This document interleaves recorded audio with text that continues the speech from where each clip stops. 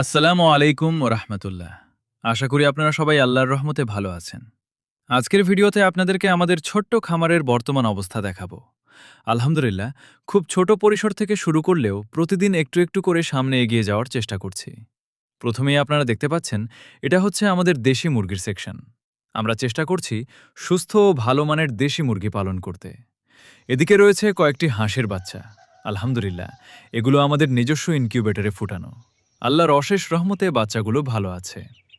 আর এই পাশে রয়েছে আমাদের কালার বার্ড মুরগি। এগুলো আমরা যত্ন করে বড় করছি, ইনশাআল্লাহ সময় হলে বাজারজাত করব।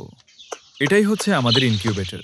এখানে বর্তমানে দেশি মুরগির ডিম এবং টাইগার মুরগির ডিম সেট করা আছে।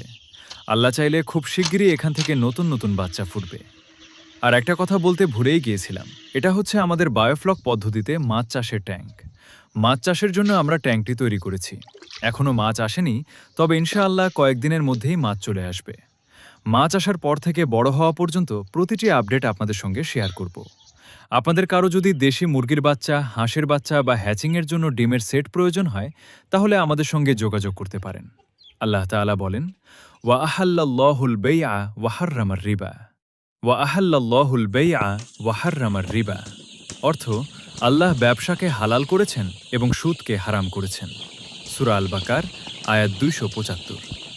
আপনাদের কাছে একটি অনুরোধ, ভিডিওটি যদি ভালো লাগে তাহলে অবশ্যই একটি লাইক দিয়ে পাশে থাকবেন, কমেন্ট করে আপনার মতামত জানাবেন এবং এমন আরও খামার ও ব্যবসা বিষয়ক ভিডিও দেখতে আমাদের পেজ/চ্যানেলটি ফলো বা সাবস্ক্রাইব করে রাখবেন।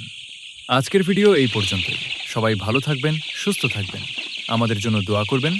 আসসালামু আলাইকুম ওয়া রাহমাতুল্লাহ।